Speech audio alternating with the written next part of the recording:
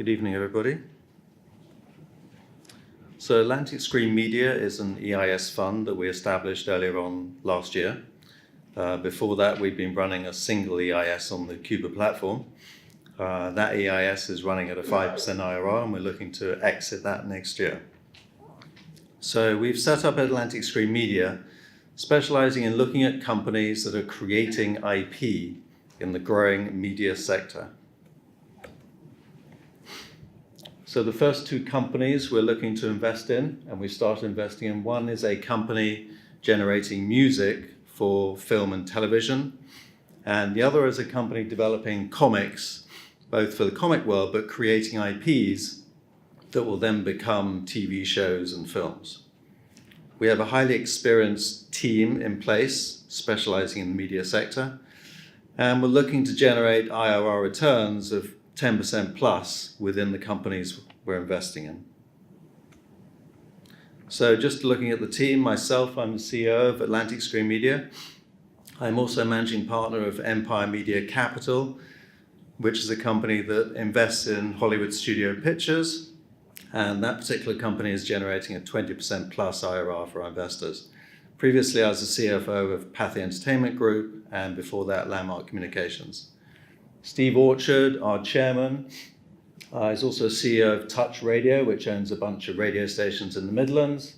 And before that, he was a main board director of GCAP, and before that, helped rescue Classic FM. William Ingram Hill is a media lawyer specialist, and then Alex Glover is our marketing director. So why media and why now? Well, if you look at the figures from a recent PwC report, you'll see that this is a very important sector within the UK, looking to grow to roughly 72 billion by 2021. And within the media sector, obviously the creation of content is very important, with the proliferation of Netflix, Amazon, Hulu, and platforms like that. And we're very much looking at companies that are creating content within the media sector.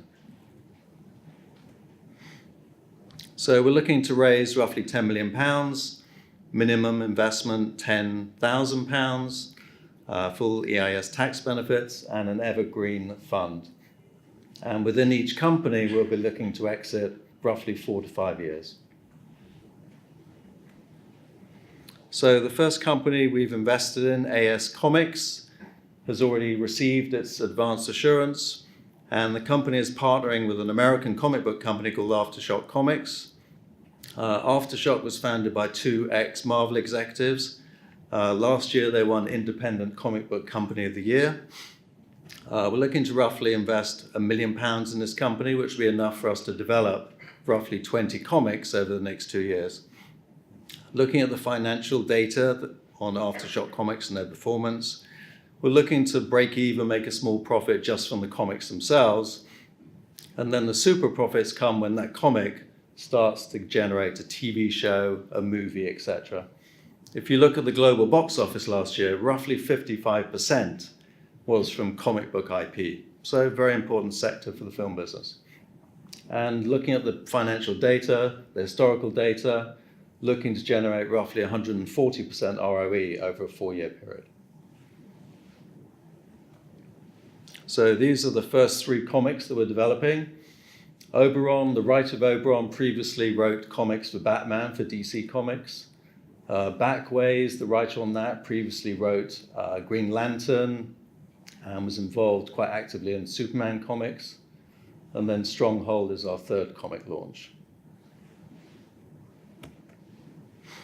Raven Scores is the film score company we're investing in. It too has already received its advance assurance. We're looking to invest roughly £4 million in this company, and that will be sufficient for us to invest in roughly 40 film scores. And the idea is to build up a library of film scores that we can then sell in 4 or 5 years' time to one of the major music publishers. So the management behind this company has successfully invested now in roughly 100 to 150 film scores, and those investments are running at a 5% IRR. Our target IRR is 10%. We hope to do better. So when you own the music in a film or a TV show, how do you actually generate revenue? Well, really 6 areas.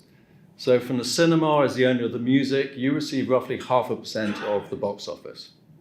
Then on broadcast, every time your film is showed on television, you're paid a royalty. So for instance, if I have a film and it's playing on BBC One, I'll receive a royalty of roughly £3,000 as being the owner of the music within that film. Then you're generating royalties when someone is buying the film, or when you're viewing it on Netflix, Amazon. And then there's additional revenues that can be generated when you sell that music.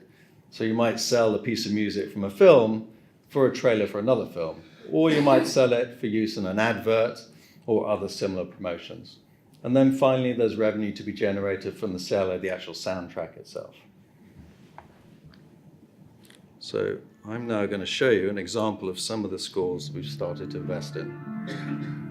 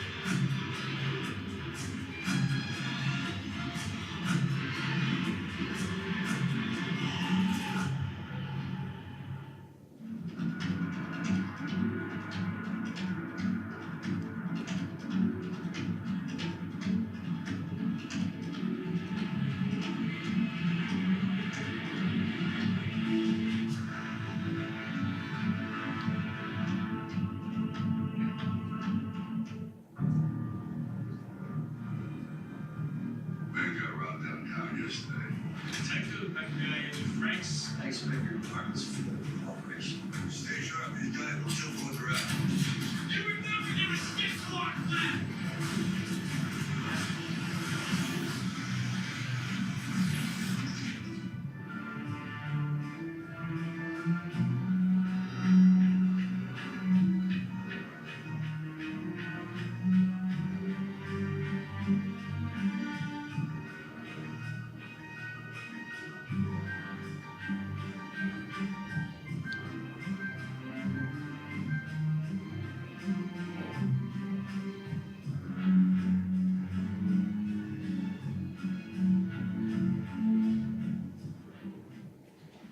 I hope we're all awake now. So just to conclude, we're investing in companies which have proven returns on the assets we're investing in. Also a portfolio effect, both at the fund level, looking at investing in a number of companies, but within each company, investing in a portfolio of different IPs. IP investment means you're generating income streams in perpetuity. So there's long-term value in the assets that we're financing, and therefore always creating saleable assets. Global footprint, so the content that we're investing in has a market globally. An aggressive acquisition market, so for instance, within the film score business, once we have a library of film scores, we can go to any major publisher, demonstrate our royalty streams, and they'll bite our hands off to buy those assets. And finally, the management expertise that we have in place to run this fund. Thank you.